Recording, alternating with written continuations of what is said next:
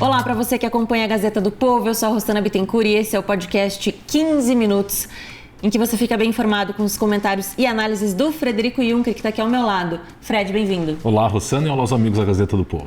Bom, se você ainda não é assinante da Gazeta do Povo, aproveita a chance para fazer sua assinatura, porque é aniversário da Gazeta, então você vai pagar só R$1 por mês durante 6 meses. O site é gazetadopovo.com.br/oferta para você garantir esse precinho especial aí, se tornar assinante do melhor jornal do Brasil.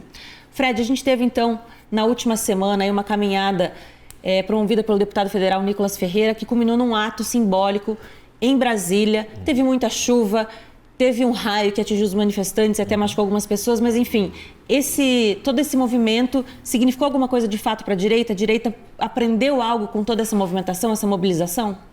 Com certeza, Rossana. O deputado Nicolas, que começou a sua caminhada no dia 19 de janeiro, saindo de Paracatu, no estado de Minas Gerais, até o Distrito Federal, Brasília, caminhada que durou uma semana e que começou ali com poucos apoiadores. Nicolas, depois foram chegando ali alguns deputados federais e chegou ali na casa de 100 mil pessoas aproximadamente, segundo estimativas da Secretaria de Segurança Pública do Distrito Federal, na Praça do Cruzeiro, em Brasília, no último domingo. Então, você vê que essa movimentação e a caminhada gerou uma grande comoção e uma grande mobilização, especialmente nas redes sociais. O próprio Nicolas aumentou o seu número de seguidores no Instagram, atingindo aí mais de 20 milhões de seguidores. E então houve uma grande mobilização e a Gazeta do Povo, por meio de um editorial, sintetizou bem o que representaram essas manifestações, a longa caminhada ali de aproximadamente 255 quilômetros ao longo de toda a semana. E diz o editorial da Gazeta: a caminhada de Nicolas, gesto de forte simbolismo, aponta para algo essencial ao Brasil: a necessidade de colocar-se em movimento em defesa do que é justo, de agir licitamente, na medida das possibilidades de cada um, contra o cenário grotesco de corrosão do Estado de Direito e de desordem constitucional que se instalou no país. Muitos brasileiros, ao menos aqueles que já compreenderam a gravidade da situação, pois ainda há, infelizmente, que não enxergue com clareza o que ocorre, sentem-se hoje impotentes, desorientados, sem saber como reagir. Ao longo dos últimos anos, a população tem sido relegada à margem das grandes discussões, sistematicamente ignorada e, em não poucos casos, silenciada à força, tendo de conviver com um ambiente de insegurança e opressão que avança até sobre direitos elementares, como a liberdade de expressão e de pensamento. Nesse contexto, até manifestações justas e pacíficas, individuais ou coletivas, passaram a ser tratadas como ofensas às instituições e até como crimes contra o Estado, algo impensável em uma democracia. Ainda assim, ou justamente por isso, é preciso insistir. Independentemente de qualquer resultado concreto que a mobilização de Nicolas venha a produzir, o seu mérito é inequívoco. Além de chamar atenção para os abusos recorrentes do judiciário e para as violações de direitos dos presos do 8 de janeiro, entre outros pontos, a iniciativa pode tornar-se um marco relevante. Como observou o colunista da Gazeta, Deltan Dallagnol, a marcha demonstra que ainda é possível ao povo ocupar o espaço público e protestar, apesar do medo. Oxalá cada brasileiro se sinta igualmente estimulado a colocar-se em movimento, onde quer que esteja, da forma que lhe for possível, fazendo o que estiver ao seu alcance, sempre dentro da legalidade, para reverter o estado de exceção que se instalou no país. Então, são dois pontos principais dessa caminhada. Primeiro, romper essa espiral do medo, especialmente com a repressão que veio às manifestações ali do dia 8 de janeiro de 2023, com a série dos processos conduzidos pelo ministro Alexandre de Moraes, que redundaram em mais de 1.000 pessoas condenadas no âmbito desses processos, e também quebrar essa espiral do desânimo, que de fato as pessoas, especialmente com as informações negativas de 2025, estavam bem desanimadas. Alguns pontos de destaque do discurso do Nicolas, em que ele, lá na Praça do Cruzeiro, em Brasília, disse o seguinte: Alexandre de Moraes, o Brasil não tem medo de você. E ele disse ainda que o Brasil estava desesperançoso por acreditar que nunca mais veria manifestações em Brasília. Mas ele tem certeza de que essa foi a maior caminhada da história do país. Estamos aqui, acima de tudo, para poder despertar o país. Estamos em um pesadelo terrível e não conseguimos mais viver nesse país. A imprensa tradicional, que não estava fazendo a cobertura do evento até então, começou a fazer, especialmente depois que teve ali o incidente, né, com a queda de um raio que levou à hospitalização de uma série de pessoas. Não teve nenhum óbito e, por enquanto, ainda há 4 pessoas hospitalizadas em função ali do raio que atingiu alguns manifestantes. Interessante dizer também que a caminhada foi objeto de uma série de críticas e ataques por parte de parlamentares da esquerda, dentre os quais Erika Hilton, que falou o seguinte: entre proteger seus apoiadores de uma tempestade ou perder o timing político, Nicolas optou por colocar pessoas em risco em nome de ganhos pessoais e eleitorais. Também o ministro Alexandre de Moraes deu uma decisão ali 2 dias antes da caminhada chegar em Brasília, proibindo que as pessoas pudessem se reunir próximo ali à área da Papudinha. A decisão foi tomada com base num pedido da Procuradoria-Geral da República, em que o procurador falou basicamente o seguinte: ele pediu pela decretação de medidas cautelares de remoção imediata e proibição de acesso e permanência em local determinado a ser aplicada contra quaisquer manifestantes ou indivíduos que se encontrem em frente ou próximo à Penitenciária Federal de Brasília, Complexo da Papuda, incluindo o núcleo de custódia da Polícia Militar, que é a Papudinha, participando de possível prática criminosa ou de quaisquer atos que possam colocar em risco a segurança do estabelecimento prisional. E disse além que, após a transferência do presidente Bolsonaro para a Papudinha, um grupo de pessoas dirigiu-se à Penitenciária Federal de Brasília, onde instalou barraca em frente à sede do estabelecimento prisional, com o objetivo declarado de exercer pressão sobre esta Suprema Corte. A esse pedido, então, do Procurador-Geral da República, Paulo Gonet, se seguiu a decisão do ministro Alexandre de Moraes, que basicamente dizia o seguinte no seu dispositivo, que determina a remoção imediata e proibição de acesso e permanência de quaisquer acampamento ou indivíduos que se encontrem em frente ou nas adjacências da Papudinha, participando de possível prática criminosa ou de quaisquer atos que possam comprometer a segurança do estabelecimento prisional, e B, prisão em flagrante com base na prática de resistência ou desobediência ao ato de autoridade pública, a fim de garantir a efetividade das probabilidades e a preservação da ordem pública na hipótese de resistência de indivíduos que, mesmo após intimados, insistirem em permanecer na via pública em manifestação de oposição à ordem. A despeito dessa decisão do ministro Alexandre de Moraes, a caminhada, que redundou numa manifestação no ato, ficou restrita ali mesmo às imediações da Praça do Cruzeiro, distante mais ali de 5 quilômetros da Papudinha, e sem qualquer tipo de incidente, tirando ali a questão do fato envolvendo o raio que caiu e acabou machucando alguns dos manifestantes. Rosana. Bom, claro que a gente sabe que esse ato deu muita visibilidade para o Nicolas Ferreira, inclusive o Ademar da Costa Neto fala de uma possibilidade de no futuro ele vir a ser candidato à presidência da República, mas mais do que isso, né, Fred, esse movimento todo foi muito simbólico, como de fato uma manifestação pacífica. A gente não repetiu nenhum episódio lamentável como no dia 8 de janeiro, independentemente de que lado que possa ter causado isso, mas o fato é que essa movimentação demonstrou que sim, grande parte da população está descontente com os rumos que o judiciário tem tomado. Com certeza, e inclusive com os desdobramentos envolvendo o caso do Banco Master. Em relação ao Banco Master, tivemos novidades vindas aí desse escândalo. O Lula teria se encontrado com o ministro Dias Toffoli em dezembro, no final do ano passado, de 2025, para tratar da investigação envolvendo o Banco Master, reunião que foi realizada na Granja do Torto e que contou com a presença e participação do ministro da Fazenda, Fernando Haddad, e em que ali o próprio Lula, depois desse almoço com Toffoli, teria confidenciado que deveria ser melhor o ministro renunciar ao mandato na corte ou se aposentar, diante de todos os fatos que estão vindo a público, justamente envolvendo as relações entre o Dias Toffoli e o Banco Master, por meio ali do fundo, que era coproprietário do resort Taiaá. Também veio uma nova informação de que o Guido Mantega, que era funcionário do Banco Master, ele foi contratado a pedido do líder do governo no Senado Federal, senador Jacques Wagner, do PT da Bahia. Ele estaria recebendo, Guido Mantega, um salário aproximado de R$1 milhão por mês.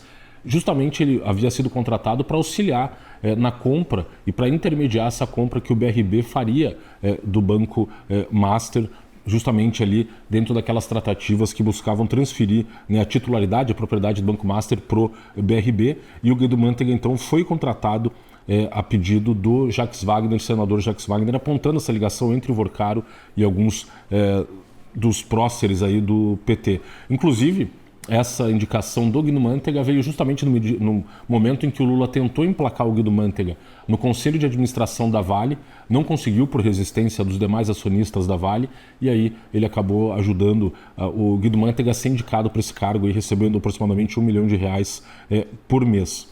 Também outras informações que vieram a público envolvendo o próprio a casa que o ministro Dias Toffoli tem nesse complexo hoteleiro do Resort Itaiaá e que essa casa não teria licença ambiental. Ela é uma parte reservada ali dentro do complexo hoteleiro, tem várias casas ali, aproximadamente cada casa com uma área de 300 metros quadrados. O ministro Dias Toffoli se utilizaria de duas dessas casas, uma para ficar hospedado e a outra como um escritório ali para trabalhar, considerando inclusive a quantidade de dias que ele passou nos últimos anos no resort. Segundo a apuração, 188 dias, o que dá uma média de um dia por semana desde dezembro de 2022. Além disso, a questão da própria nota que o ministro Luiz Edson Fachin soltou em defesa do ministro Dias Toffoli tem gerado uma série de questionamentos. Esperava-se que o ministro Fachin fosse, de alguma maneira, considerando o contexto da tentativa por parte do ministro de aprovar um código de conduta para os ministros do Supremo Tribunal Federal, que ele fosse adotar alguma postura de conter aí essas decisões do ministro Dias Toffoli. Só que também foram, até a título histórico, o ministro Edson Fachin, quando foi indicado ao Supremo Tribunal Federal, contou no processo de convencimento dos senadores para conseguir ser aprovado na sabatina no Senado, com o apoio de um diretor da JBS, Ricardo Saúde. E justamente esse escândalo envolvendo o Dias Toffoli envolve a relação também hoje que há entre o advogado dos irmãos Batista, Paulo Humberto Barbosa, que adquiriu a totalidade das cotas do Resort Itaiaá. E segundo informações também vindas a público nesse final de semana, esse advogado estaria comprando outras áreas próximas ao complexo hoteleiro para aumentar o hotel e inclusive fazer, como foi revelado que há já um cassino operando ali dentro do complexo hoteleiro, eles querem aumentar para fazer uma área própria para um cassino que tem ali essas atividades de caça-níquel, dentre outros jogos. E o próprio Fachin deu uma entrevista ao jornal Estadão nesse último final de semana, dizendo basicamente o seguinte, que se ele via as acusações de desvio ético no STF, ele falou o seguinte: há discussões de natureza ética que obviamente colocam em debate quais são os limites e as possibilidades das escolhas que cada ministro faz no seu plano individual, por atos não jurisdicionais que têm efeitos institucionais. A lei orgânica da magistratura não proíbe que um juiz seja cotista ou acionista de uma empresa. Agora, ser ou não ser é uma escolha individual e esse é um ato não jurisdicional e pode ter efeito institucional. E ele chegou a falar também, o Fachin, que eventualmente, se o tribunal não corrigir os seus rumos, de que essa correção pode vir por meio de algum poder externo, no caso pelo Congresso Nacional. Ele, questionado quando o senhor começou a pensar a ética para o Supremo, ele falou: quando eu tomei posse no STF em 2015, eu já falava que a longo prazo haveria melhora da cultura interna do tribunal. Veio a Lava Jato, que mostrou um fato inegável: houve corrupção, e grossa corrupção. O que é corrupção senão uma infração ética antes de um crime? Esse é um tema que representa um aprimoramento do caminho que o tribunal está seguindo. Até porque ou nós encontramos um modo de nos autolimitarmos, ou poderá haver eventualmente uma limitação que venha de algum poder externo, e não creio que o resultado seja bom. Haja visto o que aconteceu na Polônia, na Hungria ou no México. E questionado, por fim, se ele teme que esses pedidos de impeachment contra ministros do Supremo avancem, ele falou assim: não creio que eles vão avançar, porque isso significaria uma crise institucional muito grave. Nós teremos condições de tirar aprendizados dessa crise e resolver isso institucionalmente, sem criar uma crise institucional efetivamente grave.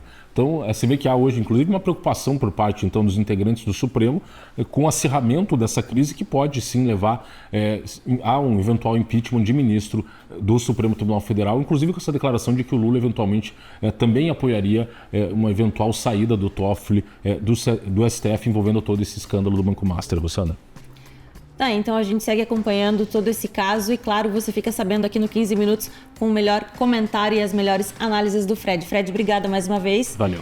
E se você ainda não é assinante da Gazeta do Povo, faça a sua assinatura, porque essa oferta especial do aniversário da Gazeta do Povo, você vai pagar só R$1 por mês durante 6 meses para se tornar assinante. É só acessar gazetadopovo.com.br/oferta.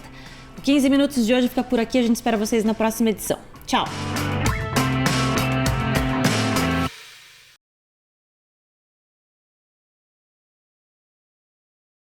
Olá para você que acompanha a Gazeta do Povo, eu sou a Rossana Bittencourt e esse é o podcast 15 Minutos, em que você fica bem informado com os comentários e análises do Frederico Juncker, que está aqui comigo. Fred, muito bem-vindo. Olá, Rossana, e olá aos amigos da Gazeta do Povo. Bom, se você ainda não é assinante da Gazeta do Povo, fica ligado porque tem promoção especial de aniversário. Você vai pagar só R$1 por mês durante 6 meses. É só acessar gazetadopovo.com.br/oferta para garantir esse precinho especial aí e ter acesso a todos os nossos conteúdos. Fred, vamos então ao assunto do dia, porque a cada dia que passa tem novidade nessa história do Banco Master, nesse escândalo que fica cada vez pior. E dessa vez, então, até o ex-ministro da Justiça, Ricardo Lewandowski, está envolvido. Pois é, Rossana. Sabia-se que o ministro Lewandowski, tão logo saiu do Supremo Tribunal Federal, ele havia sido contratado pelo Banco Master para fazer parte do comitê estratégico do banco. O que veio a público e que surpreendeu é que ele continuou recebendo nesse contrato envolvendo o Banco Master, mesmo após ter assumido o Ministério da Justiça. E ele recebeu aproximadamente, o seu escritório de advocacia, 6,5 milhões de reais nesse período, tendo comprovadamente participado de apenas 2 reuniões nesse comitê estratégico do Banco Master. O que aconteceu basicamente é que ele sai do Supremo Tribunal Federal em abril de 2023, começa a prestar serviços jurídicos para o Banco Master, por meio desse contrato, e tão logo assume o Ministério da Justiça em janeiro de 2024, o seu escritório continua prestando esses serviços, ou supostamente continua prestando os serviços, porque até onde se tem notícia, as únicas atividades que ele empreendeu em prol do Banco Master foram a participação nessas 2 reuniões do Comitê Estratégico do Banco. Em relação à contratação do Lewandowski pelo Daniel Vorcaro, CEO do Banco Master, a informação de que quem fez também a intermediação dessa contratação foi o senador Jacques Wagner, do PT da Bahia, líder do governo no Senado, e Jacques Wagner também teria feito a intermediação da contratação do Guido Mantega, ex-ministro da Fazenda, que receberia ali R$1 milhão por mês para também prestar serviço ao Banco Master, no caso do Guido Mantega, para tentar fazer a intermediação da compra do Banco Master pelo BRB, o Banco Estatal do Distrito Federal.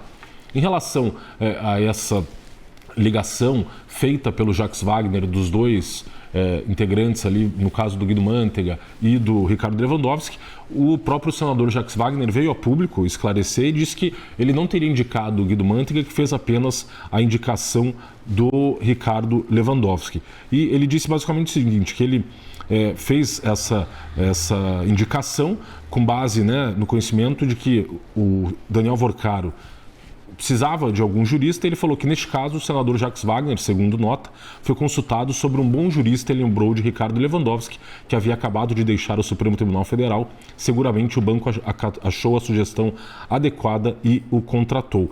E que, em relação à contratação do Guido Mantega, que ele jamais participou de qualquer indicação do Guido Mantega. Então ele foi contratado e se comprovou pagamento de R$250 mil por mês entre agosto de 2023 a setembro de 2025. Inclusive, ele se desligou do escritório, então quem acabou recebendo esse pagamento depois foram seus 2 filhos que integram o escritório do Lewandowski. E o próprio filho do Lewandowski, também é bom lembrar, advoga para uma das entidades sindicais envolvidas no roubo do dinheiro dos aposentados e pensionistas, que tem sido investigado, inclusive, esse escândalo no âmbito da CPMI do INSS. O ministro Ricardo Lewandowski, ele pediu, renunciou ao cargo e comunicou a sua renúncia ao cargo no início desse ano, no dia 8 de janeiro, e saiu do Ministério da Justiça no dia 9 de janeiro, inclusive alegando motivos ali pessoais e familiares. Numa carta endereçada ao presidente Lula, ele falou o seguinte: sirvo-me do presente para respeitosamente apresentar o meu pedido de exoneração do cargo de ministro da Justiça e Segurança Pública por razões de caráter pessoal e familiar a partir de 9 de janeiro de 2026. E, seguindo nessa carta, ele disse o seguinte: tenho a convicção de que exerci as atribuições do cargo com zelo e dignidade, exigindo de mim e de meus colaboradores o melhor desempenho possível em prol de nossos administrados, consideradas as limitações políticas, conjunturais e orçamentárias das circunstâncias pelas quais passamos. E, inclusive, correm informações em Brasília de que esse processo de fritura do caso do ministro Dias Toffoli decorre de uma preocupação do presidente Lula de que o escândalo do Banco Master chegue cada vez mais próximo do Palácio do Planalto. Havia uma informação sigilosa que não havia sido registrada na agenda do Palácio do Planalto de que o Lula se reuniu com Daniel Worcaro em 4 de dezembro de 2024 e participaram dessa reunião tanto o presidente Lula, Daniel Worcaro, Guido Mantega, ex-ministro da Fazenda, Rui Costa, ministro da Casa Civil, Alexandre Silveira, ministro de Minas e Energia. E alguém pode perguntar por que o ministro das Minas e Energia? Alexandre Silveira é de Minas Gerais e é muito próximo da família Worcaro, que a família Worcaro é de Minas Gerais, de Belo Horizonte. O Gabriel Galípolo também participou dessa reunião em dezembro de 2024. Ele ainda não era presidente do BC, mas já havia sido indicado para assumir a presidência em breve. E Augusto Lima, que CEO do Banco Master. É interessante dizer que a ligação do Banco Master com o PT da Bahia vem por meio desse ex-sócio do Daniel Worcaro, Augusto Lima. E então, esse registro dessa reunião não havia sido feito pelo Palácio do Planalto.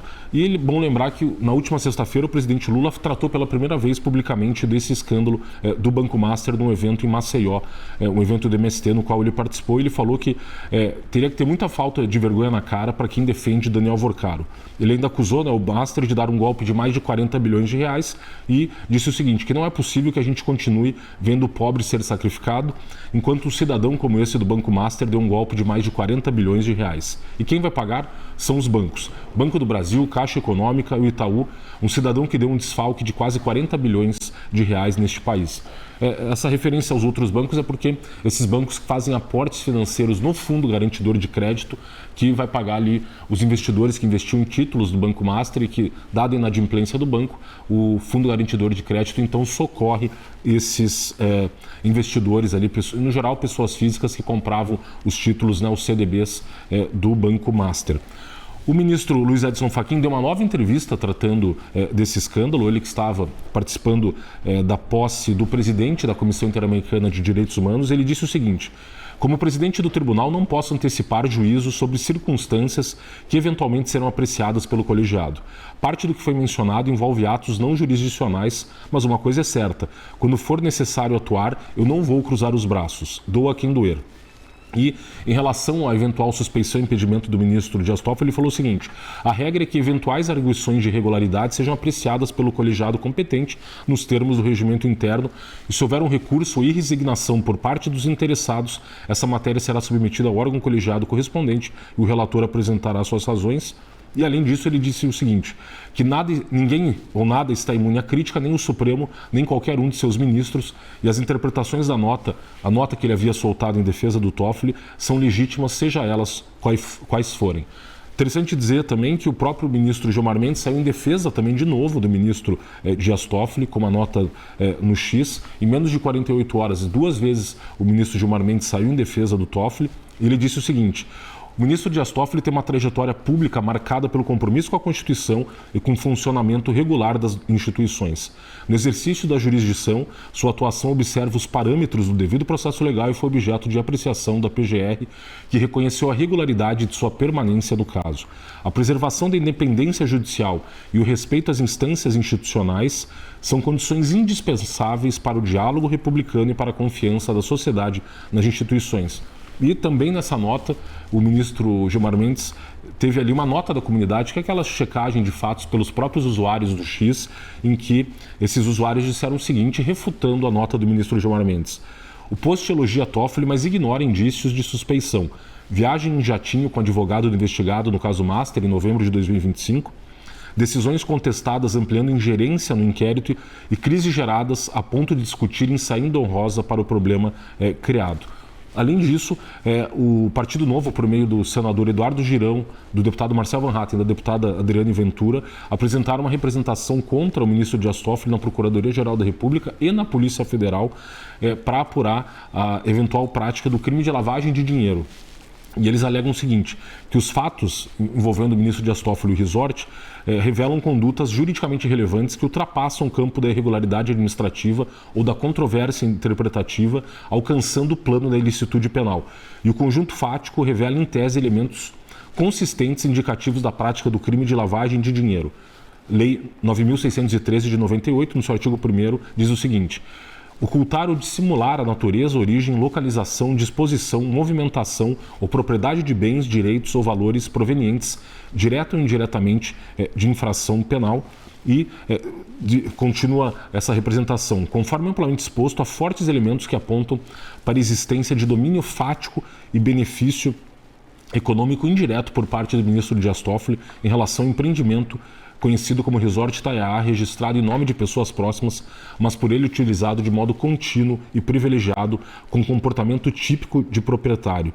Inclusive com aquelas informações de que os funcionários do Resort Itaiá tratam o ministro Dias Toffoli como efetivo proprietário do resort. A CPI do crime organizado, também que tem como relator o senador Alessandro Vieira, falou que vai quebrar os sigilos fiscal e bancário, tanto dos familiares do ministro Dias Toffoli, quanto dos familiares do ministro Alexandre de Moraes. Alessandro Vieira tem dado declarações fortes nos 2 últimos meses sobre a atuação do STF, ele que inclusive era próximo do STF, inclusive ele havia sido relator no Senado do PL das fake news, o PL 2630, a pedido de integrantes do Supremo, mas ele, desde dezembro do ano passado, tem falado da necessidade de passar limpa a justiça no Brasil e de que, eventualmente, algum ministro de Tribunal Superior no Brasil será preso. E ele disse o seguinte, que quebrará, então, assim que retomados os trabalhos legislativos, por meio da CPI do crime organizado, tentará quebrar o sigilo bancário, tanto dos familiares do Toffoli quanto do Alexandre de Moraes, para avançar as investigações envolvendo o Banco Master e, inclusive, aquele contrato de 129 milhões de reais celebrado entre o Master e a esposa do ministro Alexandre de Moraes, Viviane Barsi de Moraes. O próprio governador de Minas Gerais também deu uma declaração muito forte, falando do caso do Banco Master, o Romeu Zema. Ele falou o seguinte, que se algo semelhante tivesse acontecido no Japão, a pessoa teria se suicidado. Na Europa, teria renunciado. Aqui não temos nem honra nem vergonha na cara.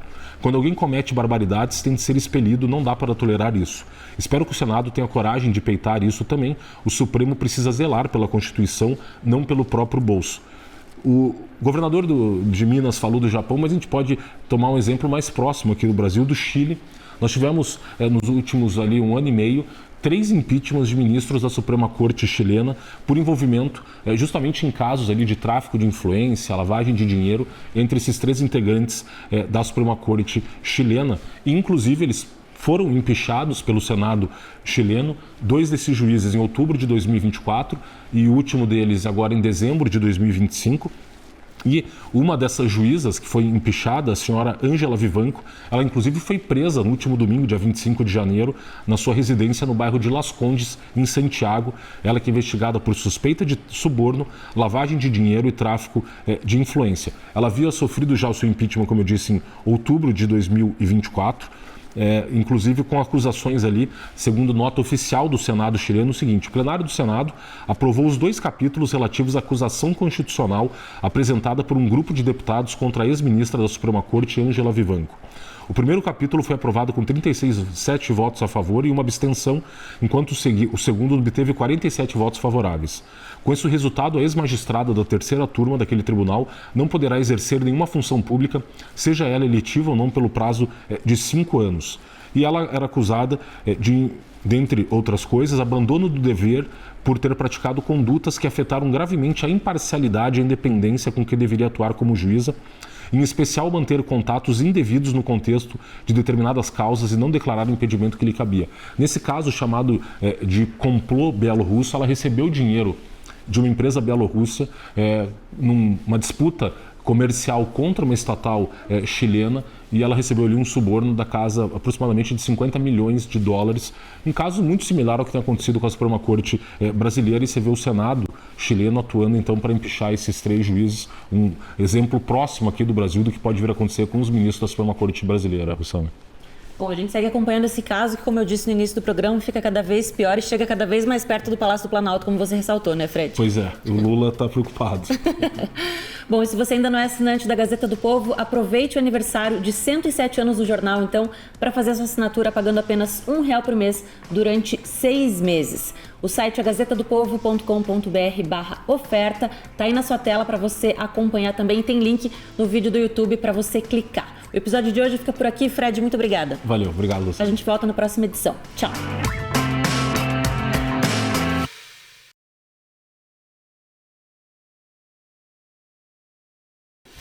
Olá para você que acompanha a Gazeta do Povo, eu sou a Rossana Bittencourt e esse é o podcast 15 minutos em que você fica bem informado com os comentários e análises do Frederico Juncker, que está aqui ao meu lado.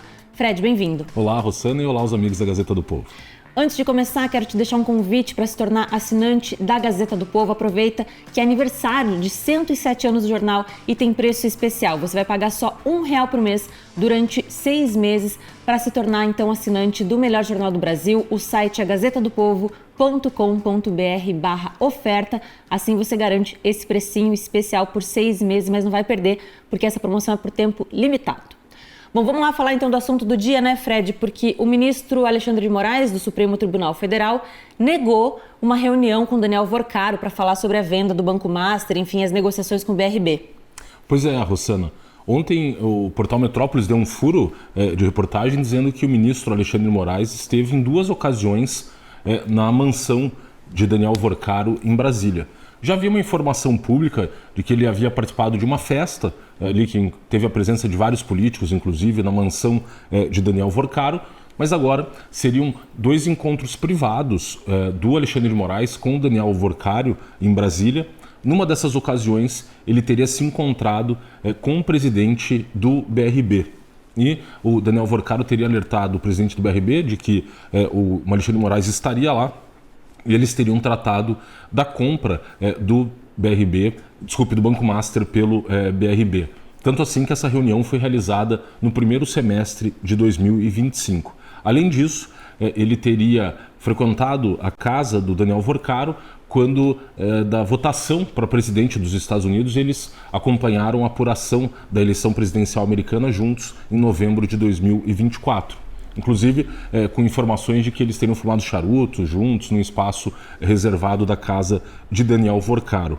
Então, você vê mais uma vez o ministro Alexandre de Moraes enredado, né, nessa trama do Banco Master. Já havia a informação do contrato com a sua esposa, que o Banco Master celebrou no valor de 129 milhões de reais, as ligações que ele teria feito para o presidente do Banco Central, Gabriel Galípolo, para pressionar pela aprovação do negócio envolvendo o Banco Master e o BRB, e agora essa nova informação de que ele teria, de alguma maneira, pressionado o presidente do BRB para que ele viesse a adquirir o controle do Banco Master, como assim foi feito em março de 2025. No entanto, a operação acabou não sendo aprovada pelo Banco Central. O ministro Alexandre de Moraes, por meio da assessoria do STF, soltou uma nota bem dura em relação a essa reportagem do portal Metrópolis. Ele disse o seguinte, abrindo aspas: a matéria do portal Metrópolis sobre uma suposta reunião do ministro Alexandre de Moraes, acompanhado por um assessor com o então presidente do BRB, Paulo Henrique Costa, em um fim de semana do primeiro semestre de 2025, na casa do banqueiro Daniel Worcaro, é falsa e mentirosa. Essa reunião não ocorreu e, lamentavelmente, segue um padrão criminoso de ataques desqualificados contra os integrantes do Supremo Tribunal Federal. Veja que ele não nega que esteve presente na casa do Daniel Worcaro, ele só nega que tivesse tido essa reunião com o presidente do BRB. E também, seguindo o seu padrão usual do ministro Alexandre de Moraes, ele alega que a corte, né, os integrantes do Supremo estariam sendo aí objeto de ataques criminosos e desqualificados. O portal Metrópolis, com base nessa nota do ministro Alexandre de Moraes, também fez uma resposta e disse o seguinte: em nota divulgada nesta terça-feira, o ministro Alexandre de Moraes negou ter se reunido com o ex-presidente do BRB na mansão do empresário mineiro Daniel Worcaro em Brasília. O encontro foi revelado pela coluna de Andresa Matais no Metrópolis nesta terça. O Metrópolis mantém a apuração sobre o encontro e reitera as informações publicadas na reportagem original. O Metrópolis tem relatos que confirmam as 2 idas do ministro do STF à casa de Worcaro no Lago Sul, em Brasília. A ida mais recente de Moraes ao local foi em um fim de semana do primeiro semestre de 2025 e, além do ministro e do Paulo Henrique, estavam no recinto mais 2 pessoas, o próprio Worcaro e um assessor de Moraes. A outra ida de Moraes ocorreu no fim de semana da eleição norte-americana de 2024, em novembro daquele ano, quando o republicano Donald Trump foi eleito presidente dos Estados Unidos. Então, você vê que o próprio portal Metrópolis reitera as informações e se contrapõe a essa nota oficial do ministro Alexandre de Moraes, né, que nega ter não estado na casa do Daniel Worcaro, mas se reunido com o presidente do BRB. Também surgiram novas informações envolvendo o Daniel Worcaro e o Palácio do Planalto.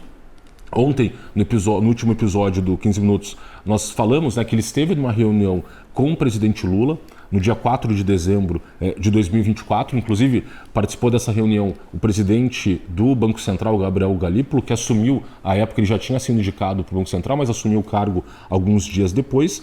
E agora surgiram novas informações do sistema de registros do Gabinete de Segurança Institucional da Presidência da República, que é o gabinete que faz o controle de acesso ao Palácio do Planalto, e se constatou dentro dos registros do Gabinete de Segurança que o Vorcaro esteve ao menos 4 vezes em 2023 e 2024 no Palácio do Planalto. E essas visitas foram nos dias 1º de março de 2024, 3 de abril de 2024 e também em 4 de dezembro de 2023. Num desses dias foram registradas 2 entradas no Palácio. E essa informação da reunião de dezembro de 2024, ela não constava dos registros oficiais, mas acabou sendo confirmada, inclusive com a presença do Guido Mantega, que foi contratado pelo Banco Master para fazer a intermediação da venda do Banco Master para o PRB e para fazer a intermediação com contatos ali no governo, considerando que ele foi ministro da Fazenda e é muito próximo do presidente Lula. Além disso, o Lula participou da inauguração em 2024, no dia 26 de abril de 2024, de uma fábrica de insulina da empresa Bion, localizada em Nova Lima, na região metropolitana de Belo Horizonte, em Minas Gerais. E a inauguração dessa fábrica, o principal acionista dessa fábrica é Daniel Vorcaro. No entanto, ele não esteve presente nesse evento. Nova Lima, inclusive, é a cidade onde o Daniel Vorcaro realizou a festa de 15 anos da sua filha, que custou lá os 15 milhões de reais e chamou muito a atenção pelo valor da festa. Além disso, confirmada também a reunião 5 vezes em que o Guido Mantega esteve no Palácio do Planalto, mas aí reunido com o chefe do gabinete pessoal da presidência, Marco Aurélio Santana Ribeiro, conhecido como Marcola. Então, você vê novas informações enredando, como já havíamos falado ontem, o Palácio do Planalto, o presidente Lula, e relações ali com Daniel Vorcaro, que esteve em mais de uma ocasião se reunindo no Palácio do Planalto.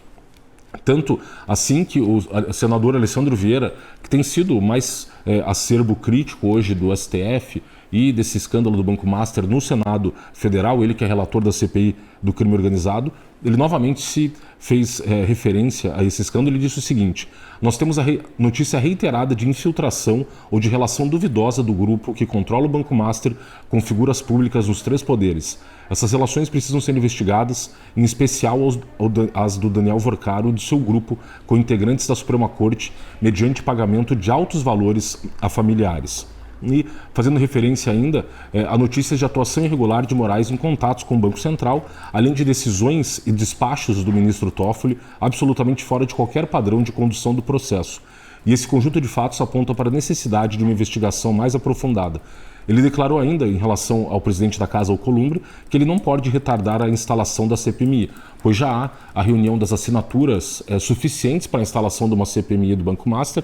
No caso de CPMIs, que são as comissões parlamentares mistas de inquérito, você não necessita de autorização do presidente da Casa para a instalação dessa CPMI. O presidente do Congresso Nacional, que é o presidente do Senado, Davi Alcolumbre, está obrigado, nos termos do regimento interno da CPMI, a instalá-la uma vez reunidas as assinaturas. No caso, já houve, por parte do deputado Carlos Jordi, a reunião das assinaturas de senadores e deputados federais, no mínimo 1/3 de cada casa, 27 senadores e 157 deputados federais. Já houve a reunião, 171 assinaturas de deputados federais, já houve a reunião dessas assinaturas suficientes, e aí o presidente da Casa, tão logo retomados os trabalhos legislativos, estará obrigado a instalar a CPMI do Congresso. E ele dizendo ainda, em relação ao senador Alessandro Vieira, que ele fará então pedidos de quebra de sigilo e eventuais depoimentos serão solicitados na CPI do crime organizado, uma vez que a atuação do Banco Master apresenta indicativos de crime organizado que precisam ser apurados. Ontem também houve a oitiva de alguns investigados do Banco Master perante o juiz auxiliar ligado ao gabinete do ministro Dias Toffoli, e, no entanto, das 4 pessoas que seriam ouvidas, apenas uma concordou em ser ouvida. E os demais 3 investigados se recusaram a prestar depoimento porque alegam que as suas defesas, os seus advogados, não tiveram acesso integral aos autos da investigação. E daqueles que foram ouvidos ontem, o único deles foi o ex-diretor do Banco Master, Luiz Antônio Bull, que tem como advogado justamente Augusto de Arruda Botelho, o advogado que viajou com Toffoli para o Peru para assistir ao final da Libertadores. E ele próprio disse o seguinte, que o senhor Luiz Bull sempre esteve e continuará à disposição das autoridades e respondeu hoje absolutamente todas as perguntas, tanto da autoridade policial, quanto do Ministério Público, quanto do juiz instrutor aqui do Supremo Tribunal Federal, no interesse de colaborar com as investigações. Além disso, houve um desdobramento da questão envolvendo o ex-ministro da Justiça, Ricardo Lewandowski, ele que recebeu 6,5 milhões do Banco Master, a princípio, né, esse dinheiro destinado ao seu escritório de advocacia, ele se afastou do escritório quando assumiu o Ministério da Justiça, no entanto, o seu filho, que atua no escritório, recebeu a complementação desse valor de 6,5 milhões, envolvendo nessa atuação em prol do Banco Master. E ele fez uma consulta, o ministro Ricardo Lewandowski, sobre um eventual conflito de interesses na sua atuação como advogado, agora que ele está fora do Ministério da Justiça. Você tem no bojo da Presidência da República um órgão chamado Comissão de Ética Pública da Presidência e que ela apura eventuais casos de conflito de interesse em relação à obrigação de quarentena dos ministros e das altas autoridades da administração pública federal. Quando saem do cargo, eles têm que ficar no mínimo 6 meses ali sem exercer atividades que possam ter qualquer tipo de conflito de interesse ao cargo em relação ao cargo que eles ocupavam. E ele fez uma consulta então perante essa Comissão de Ética da Presidência Pública. O caso foi relatado pela professora de Direito Constitucional da Universidade Federal do Paraná, Vera Caranchoeire, que é integrante dessa comissão, e ela basicamente decidiu que não há qualquer impeditivo que o ministro Ricardo Lewandowski venha a atuar na advocacia privada, a princípio salvo em relação ao próprio Ministério da Justiça, mas isso não impediria de atuar ali perante outros ministérios do governo federal. Interessante dizer que nessa Comissão de Ética Pública, alguns outros integrantes, que são indicados, inclusive, pelo Presidente da República, tem o professor Manuel Caetano Ferreira Filho, que foi advogado do Lula, inclusive, durante a Operação Lava Jato, e Caroline Proner, que é esposa do cantor Chico Buarque.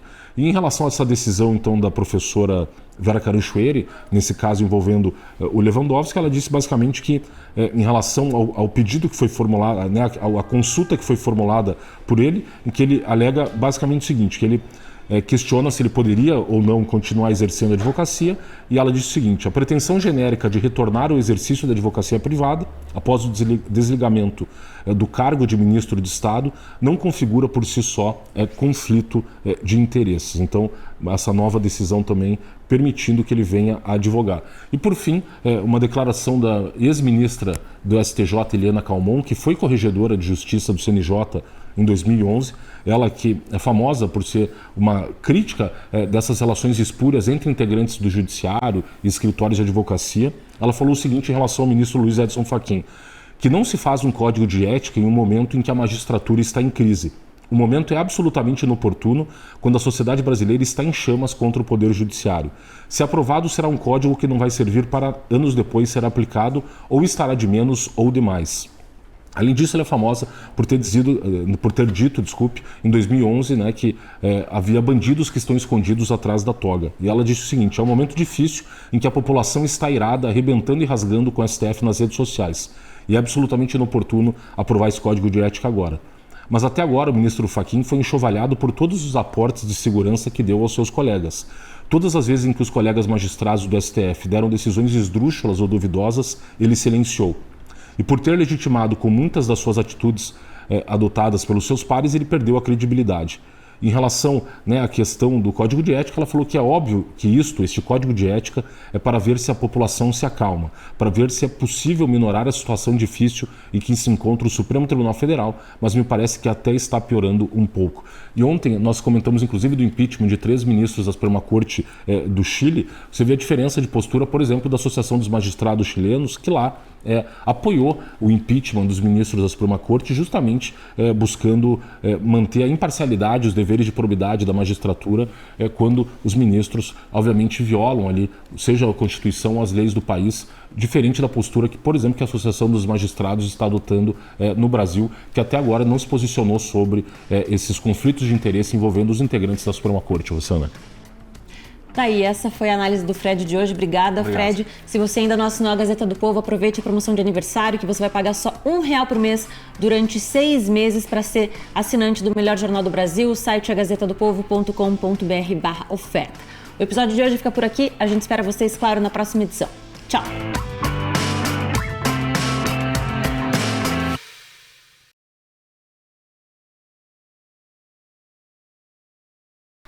Olá para você que acompanha a Gazeta do Povo, eu sou a Rossana Bittencourt e esse é o podcast 15 Minutos, em que você fica bem informado com os comentários e análises do Frederico Juncker, que está aqui ao meu lado. Oi, Fred, bem-vindo. Olá, Rossana, e olá aos amigos da Gazeta do Povo.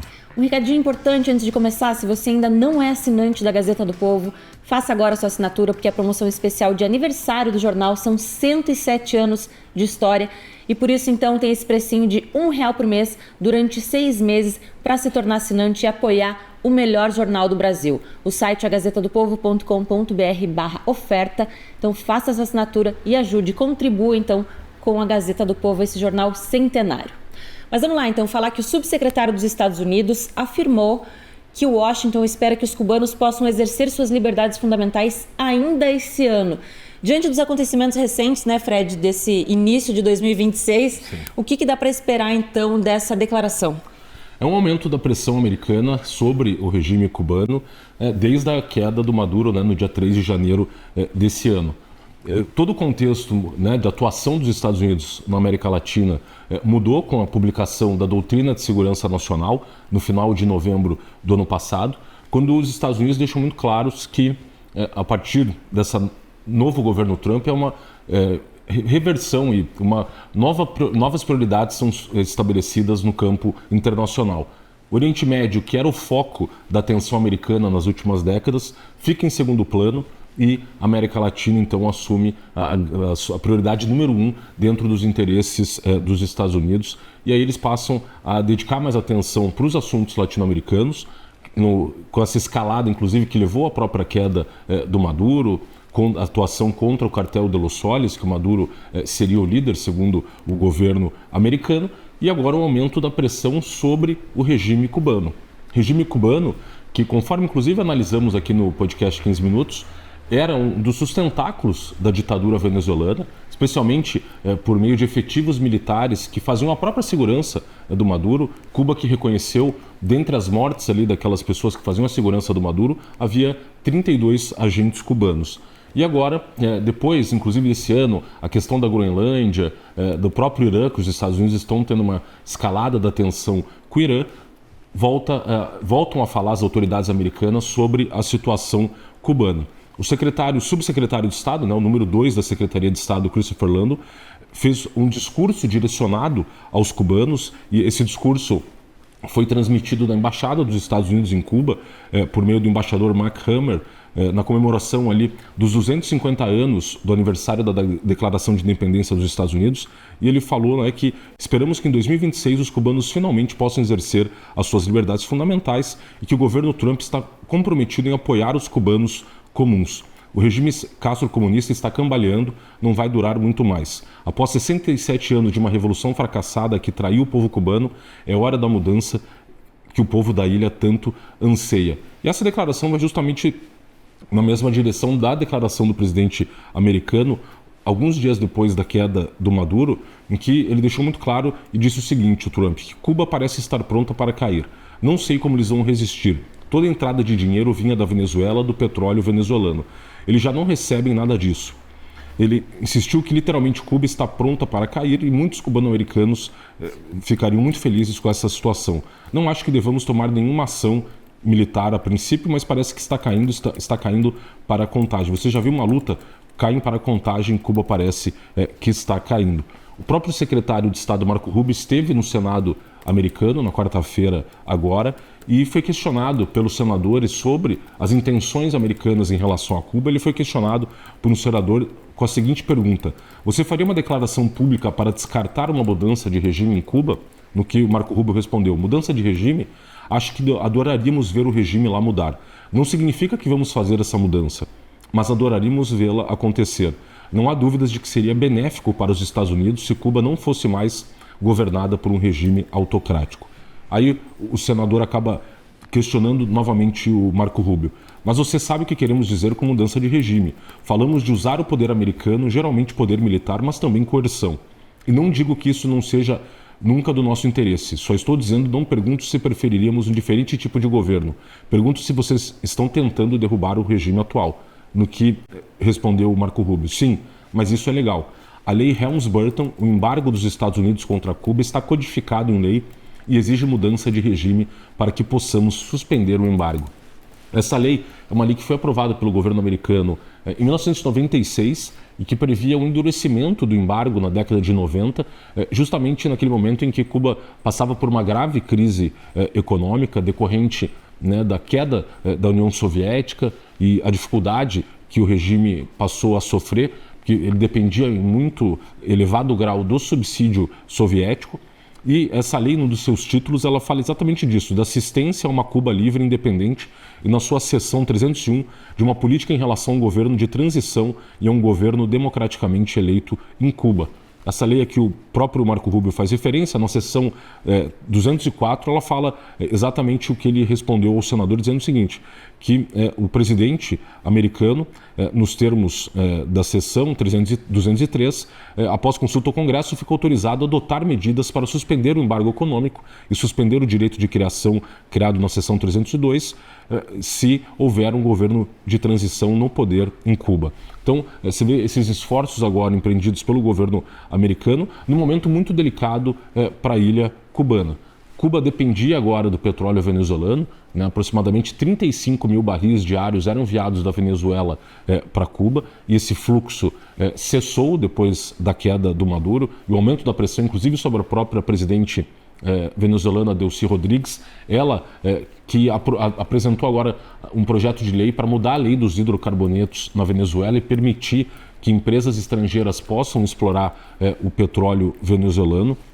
E, além disso, a situação econômica da ilha se agravou muito, primeiro por essa questão do petróleo, como eu disse, mas também por uma questão sensível, que é a questão do turismo. Dos maiores geradores de divisas para a ilha era o recebimento de turistas, especialmente desde a pandemia. Houve uma queda drástica do número de turistas na ilha. Esse número despencou, hoje chegou a aproximadamente 2,3 milhões de turistas em 2025, face a 4,8 milhões em 2018 e 4,2 milhões em 2019.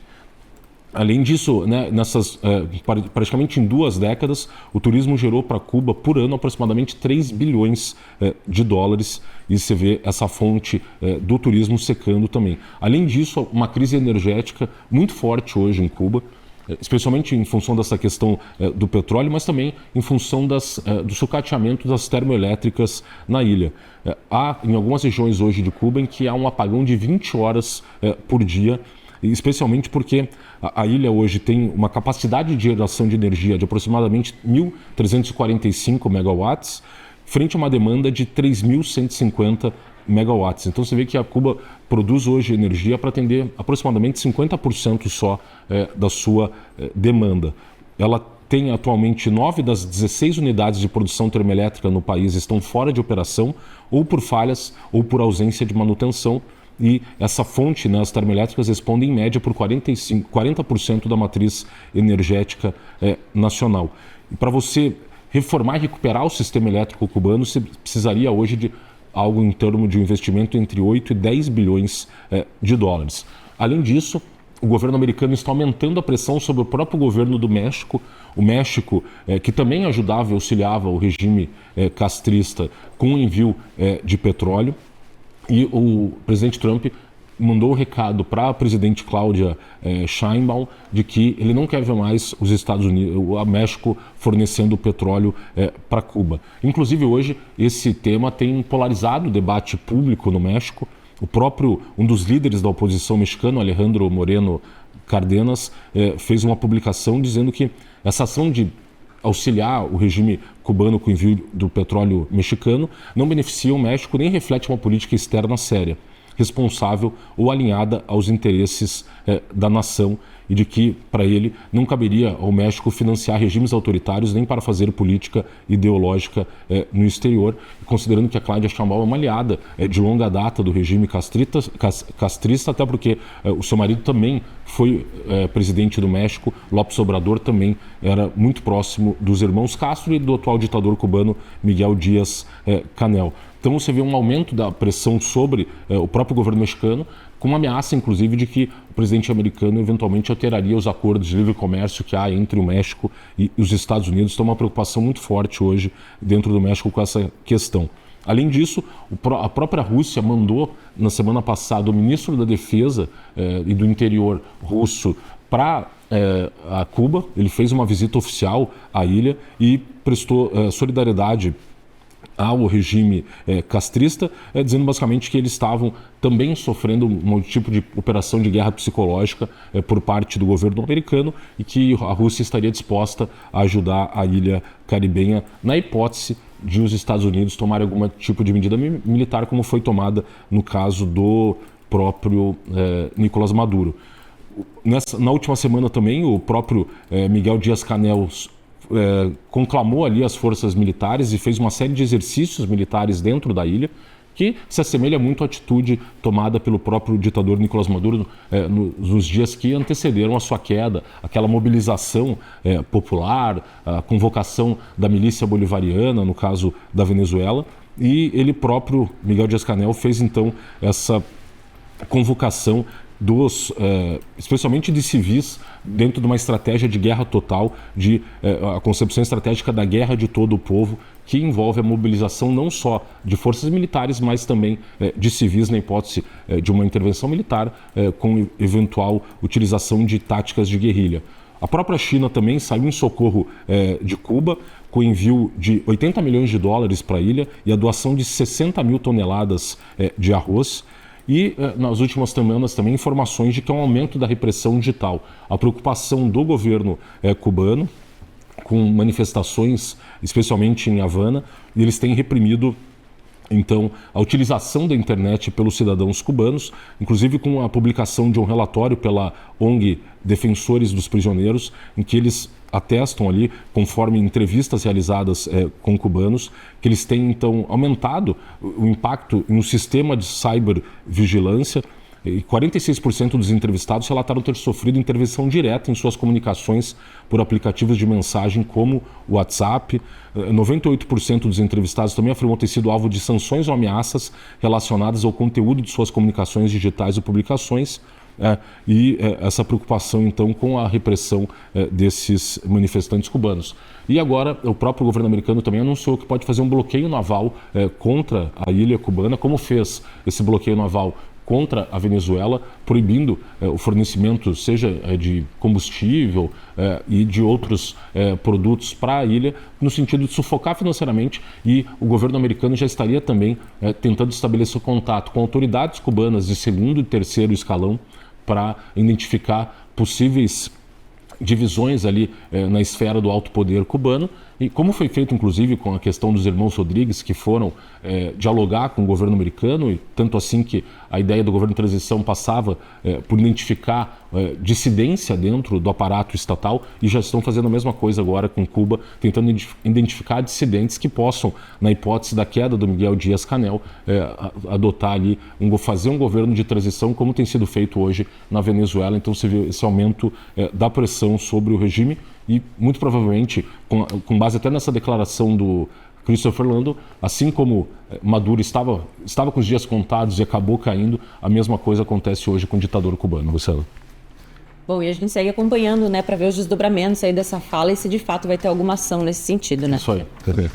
Bom, então para você que ainda não é assinante da Gazeta do Povo, já sabe, aniversário de 107 anos do jornal tem promoção especial. Você vai pagar só R$1 por mês durante 6 meses para se tornar assinante. O site é gazetadopovo.com.br/oferta para garantir esse precinho aí.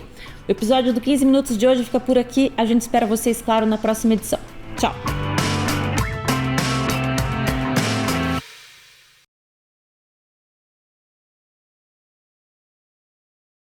Olá, para você que acompanha a Gazeta do Povo, eu sou a Rosana Bittencourt e esse é o podcast 15 Minutos, em que você fica bem informado com os comentários e análises do Frederico Juncker, que está aqui ao meu lado. Fred, bem-vindo. Olá, Rosana, e olá aos amigos da Gazeta do Povo. Antes de começar, aquele recadinho de sempre, se você ainda não é assinante da Gazeta do Povo, aproveita essa promoção de aniversário que você vai pagar só R$1 por mês durante 6 meses para se tornar assinante desse jornal que é centenário. São 107 anos de Gazeta do Povo e sendo assinante você contribui não só com o jornal, mas com toda a nossa programação aqui no YouTube também. Vamos lá então falar do assunto do dia, porque a gente segue falando sobre o escândalo do Banco Master, né, Fred? Porque agora os senadores pediram a quebra dos sigilos bancário e fiscal da esposa do ministro do STF, Alexandre de Moraes. Pois é, Rosana, desde o final do ano passado, que há muitos questionamentos sobre esse contrato, né, da Viviane Barsi de Moraes com o Banco Master, no valor de 129 milhões de reais, e a atuação dela como advogada em um único caso, até agora comprovado, envolvendo uma ação por crime contra a honra. Então, valores muito acima daqueles praticados no mercado jurídico, nesse contrato envolvendo a esposa do ministro, e a suspeita de que esses pagamentos envolvam uma atividade de lobby, inclusive envolvendo o próprio ministro, com aquelas informações de que ele teria ligado para o presidente do Banco Central, Gabriel Galípolo, no final do ano, e ao longo do tempo pressionar para que o Banco Central aprovasse a compra do Banco Master pelo BRB. E, inclusive, nessa semana, aquelas duas reuniões que ele teria realizado na casa, na mansão do Daniel Workar em Brasília, inclusive, numa dessas ocasiões, com a presença do presidente do BRB, Paulo Henrique Costa, em que eles teriam tratado, inclusive, da compra do BRB, que o BRB faria do Banco Master. E com base nisso, os senadores Eduardo Girão e Magno Malta convocaram, vão requerer, já apresentaram o requerimento que vai ser votado na próxima sessão da CPI do crime organizado, tem a relatoria do senador Alessandro Vieira, para que eles possam ter acesso aos dados fiscais e bancários da esposa do ministro Alexandre de Moraes. As CPIs, elas têm esses poderes de investigação e a capacidade de decretar a quebra de sigilo fiscal e bancário e vão submeter, então, esse pedido à votação. E no pedido, alguns trechos que tratam exatamente disso. E fala o seguinte: o presente requerimento decorre do dever constitucional desta CPI de passar a limpo possíveis práticas não republicanas, especialmente aquelas que, em tese, se valem da influência de altas autoridades dos 3 poderes da República para obtenção de vantagens indevidas, acobertamento de fraudes e blindagem institucional frente a órgãos de controle e fiscalização. Conforme fatos formalmente noticiados em toda a imprensa nacional, há indícios de que o Banco Master, instituição privada envolvida em operações sensíveis junto ao sistema financeiro nacional, teria se beneficiado de interlocuções informais, intermediações de alto nível e sobreposição de interesses privados com a esfera pública, padrão que se assemelha ao modus operandi típico de organizações criminosas de colarinho branco, marcadas pela sofisticação, pela opacidade e pelo uso estratégico de influência institucional. E eles seguem no pedido falando que a quebra de sigilo bancário não possui caráter punitivo nem acusatório. Trata-se de um instrumento constitucionalmente atribuído às CPIs, amplamente reconhecido pelo STF, destinado a identificar nexos financeiros, eventuais padrões atípicos de movimentação e possíveis vínculos econômicos relevantes que possam indicar a existência de esquemas estruturados de favorecimento indevido, tráfico de influência ou ocultação de ilícitos. A República não se sustenta sobre relações pessoais, cargos ou sobrenomes, mas sobre transparência, legalidade e igualdade perante a lei. Vamos ver então se os senadores, especialmente na CPI do crime organizado, terão força para aprovar esse requerimento e as reações do próprio ministro Alexandre de Moraes a esse pedido. Ontem também, no final do dia, o ministro Dias Toffoli soltou uma nota justificando o porquê dele ser o relator do caso do escândalo do Banco Master. O jornal O Globo havia feito um pedido de informação ao Supremo Tribunal Federal, questionando se o caso do Banco Master havia sido sorteado por meio do sistema de distribuição de processos do STF ao ministro Dias Toffoli, ou se o caso foi distribuído a ele por prevenção, que é quando ele já apreciou alguma causa envolvendo esse mesmo objeto do Banco Master e, portanto, novos processos que tenham ligação, qualquer tipo de ligação com esse caso, seriam distribuídos a ele automaticamente. O STF se negou a responder ao jornal Globo, mas o ministro Dias Toffoli acabou soltando uma nota em que ele disse o seguinte: o ministro Dias Toffoli foi escolhido por sorteio para ser o relator da Operação Compliance Zero no Supremo Tribunal Federal em 28 de novembro de 2025. No dia 3 de dezembro de 2025, após o exame preliminar dos autos, houve a determinação, em caráter liminar, para que o processo fosse remetido ao Supremo, mantidas e validadas todas as medidas cautelares já deferidas, bem como o sigilo que já havia sido decretado pelo juízo de primeiro grau, a fim de evitar vazamentos que pudessem prejudicar as investigações.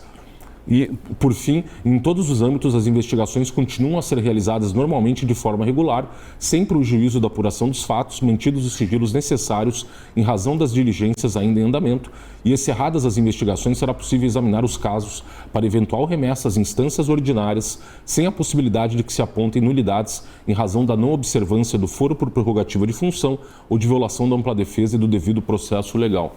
Aqui, essa fala final do ministro Dias Toffoli, na verdade, é uma inversão do que acontece usualmente nas investigações. Como é que funciona? Elas começam, geralmente, quando não envolve uma pessoa com foro por prerrogativa de função no primeiro grau, o juiz de primeiro grau vai tocando a investigação, a investigação feita pela polícia ou pelo Ministério Público, e as medidas, eventualmente, são solicitadas ao juiz. Se se constata a presença de alguma pessoa com foro por prerrogativa de função, mas envolvida na prática delituosa, aí sim o processo é remetido para o STF. Nesse caso do Banco Master, a única informação em que havia ali a participação a princípio seria um contrato de compra e venda envolvendo um imóvel e um deputado federal, o que a princípio não constitui crime. Então, não seria o caso de remessa desse processo automaticamente para o STF, como foi feito, e o ministro Dias Toffoli, então, até por meio de uma nota inusual, porque não é normal o ministro justificar publicamente o porquê da sua competência. Além disso, o ministro Dias Toffoli ontem acabou por derrubar os sigilos dos depoimentos do Daniel Vorcaro, do Paulo Henrique Costa e do Ailton de Aquino, o depoimento que eles fizeram no final do mês de dezembro. Depois, inclusive, houve uma cariação entre o Daniel Vorcaro e o Ailton de Aquino, e aí os depoimentos deles agora, então, são acessíveis ao público. E ali alguns trechos chamaram muita atenção. Primeiro, a questão do Banco Central, que o Banco Central demorou muito para identificar essas fraudes. Segundo o diretor do Banco Central, ele só teria identificado essas fraudes em junho de 2025, por meio da averiguação de uma carteira de créditos do banco, em que eles constataram que houve ali, em 4 dias de janeiro de 2025, aproximadamente 182 mil operações de crédito com 51 mil pessoas ou empresas, o que não é comum para uma empresa do tamanho daquela Tirreno, que é a empresa investigada, que essa empresa teria vendido créditos da ordem de 6 bilhões de reais para o Banco Master, e o Banco Master teria vendido então esses créditos para o BRB por 12 bilhões de reais. Acontece que esses créditos dessa empresa Tirreno, conforme essa constatação do Banco Central, não existiam. Eram créditos forjados, não havia ali qualquer indício de movimentação financeira por parte dessa empresa. Inclusive, ela foi criada justamente para praticar essa fraude financeira, e o Banco Central então só conseguiu constatar essa fraude em junho do ano passado, de 2025. Quando questionado, inclusive, pela delegada do caso agora, nesse depoimento no final do ano, sobre se o Banco Central já havia identificado algum outro tipo de padrão de fraude financeira em outro banco, ele fez referência ao Banco Cruzeiro do Sul, que foi liquidado em 2012, 2013, em que ali houve uma fraude da ordem também de 6 bilhões de reais e valores atualizados, e era o mesmo modus operandi de forjar créditos ali, comercializar créditos falsos, o que acabou também levando à liquidação dessa entidade. O advogado do Daniel Vorcaro também, Roberto Podio, ele se negou a fornecer a senha de celular do Vorcaro, segundo as palavras dele, por temer um vazamento. Disse ele: Vorcaro nem celular trouxe, que não era para ter risco de nada. O sigilo das comunicações dele, Vorcaro, e a nossa preocupação menos tem a ver com qualquer relação comercial do banco empresarial, mas com relações pessoais e privadas. A grande preocupação que se tem, obviamente, não é o banco. O banco está aí aberto. Todo mundo sabe que a preocupação enorme que se tem é com relações absolutamente pessoais, que não tem nenhuma relação atinente ao banco. Para nós era muito mais fácil abrir tudo e integrar tudo, mas nós podemos envolver pessoas em relações absolutamente pessoais e particulares que não têm nenhuma relação com o que nós estamos tratando. E em relação a essas relações pessoais, há informações circulando de que essas relações envolveriam inclusive festas realizadas tanto na mansão em Brasília quanto na mansão de Daniel Worcaro em Trancoso, no litoral sul da Bahia, envolvendo inclusive ali imagens que poderiam comprometer altas autoridades da República em festas ali, em que haveria inclusive a prática eventual de orgia, segundo informações que têm circulado. E o Worcaro, é interessante dizer que as imagens públicas dele até então eram imagens, ele sempre com a barba, e ele fez a barba para participar desse depoimento, muito provavelmente para não ser reconhecido pelo público, uma tentativa aí, considerando que as imagens que mais circulam dele são ele com barba. E ele disse que espera dos investigadores grandeza. Eu espero muito que exista uma grandeza aqui dos senhores para poder olhar do outro lado da moeda, disse ele. O próprio Banco Central relata que desde 2024 ele me audita diariamente todas as operações do banco, todas diariamente. Existia uma crise, ele diz, que não era de hoje, mas o Banco Master sempre foi solvente, sempre teve muito mais ativo que passivo e sempre honrou todos os compromissos até o dia 17 de novembro. Essa crise de liquidez foi criada por mudança de regulação com a pressão dos bancos.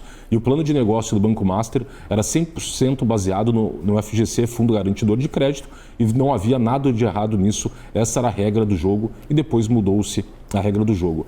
Essa declaração dele não condiz com a realidade, porque o próprio diretor do Banco Central, Ailton de Aquino, disse que havia nas contas do Banco Master apenas 4 milhões de reais. E essa fraude bancária já atinge aí o patamar de 50 bilhões de reais. Então, havia sim uma crise de liquidez do banco e de insolvência, na verdade. O banco não tinha ativos suficientes para fazer face às suas obrigações. Além disso, a delegada questiona Worcaro sobre as relações políticas dele, os contatos políticos. Ele mencionou apenas o nome do governador Ibanez Rocha, fazendo referência a que ele já se encontrou e que o governador teria ido na casa dele, e ele se negou a fornecer outros nomes. Também chama a atenção que a delegada não fez nenhum questionamento sobre as contratações de Daniel Worcaro e, por exemplo, o escritório de advocacia do ex-ministro da Justiça, Ricardo Lewandowski, ou desse próprio contrato envolvendo a esposa do ministro Alexandre de Moraes e qual o objeto, qual a prestação efetiva que ela prestou aí por meio desses serviços jurídicos que foram contratados. A delegada não fez nenhuma pergunta envolvendo essas demais autoridades da República e se contentou em fazer essa pergunta envolvendo Ibanez Rocha.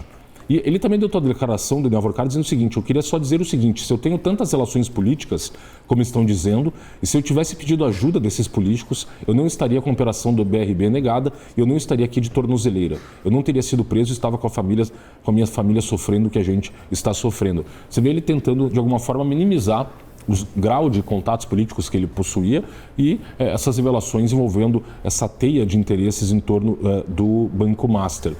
Além disso, chamou a atenção que a própria delegada tem muito pouco conhecimento do sistema financeiro. Ela perguntou para o diretor do Banco Central o que seriam os depósitos compulsórios e quem atua na área bancária. Esse é um conhecimento muito básico de como os bancos operam. Basicamente, é uma determinação por parte do Banco Central de que todo dinheiro depositado por um correntista de um banco, por exemplo, você deposita R$100, uma porcentagem desse valor tem que ser direcionada a uma conta no Banco Central, chamado de recolhimento compulsório, justamente para garantir, por meio desse mecanismo, que o Banco Central controla a quantidade de dinheiro circulando na economia, inclusive para garantir, eventualmente, a questão da liquidez do banco, de uma eventual crise de liquidez. E é um conhecimento bem básico na área financeira e a delegada perguntou para o diretor do Banco Central o que seria o depósito compulsório, o que demonstra até uma falta de preparação da profissional para lidar com um caso complexo como esse, que envolve essa liquidação extrajudicial do banco.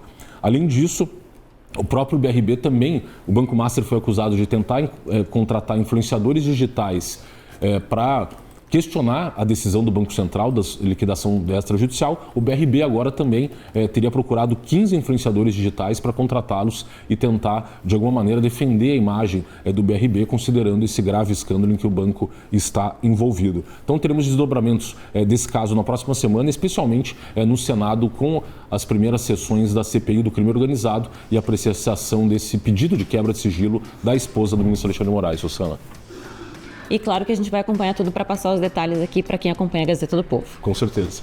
Bom, mais um recadinho então, se você ainda não é assinante do jornal, aproveita a promoção de aniversário de 107 anos da Gazeta do Povo para fazer a sua assinatura pagando só R$1 por mês durante 6 meses. No nosso vídeo no YouTube, na descrição tem um link para você clicar. A gente espera vocês, claro, na próxima edição do 15 Minutos. Tchau! Olá, eu sou a Rossana Bittencourt da Gazeta do Povo. Espero que você tenha gostado do vídeo. Aqui na tela você pode clicar em outras opções para continuar acompanhando nossas análises e comentários. E não esqueça, assinando a Gazeta do Povo, você apoia o jornalismo independente, garante acesso a conteúdos exclusivos e fortalece nosso trabalho aqui no YouTube. Muito obrigada!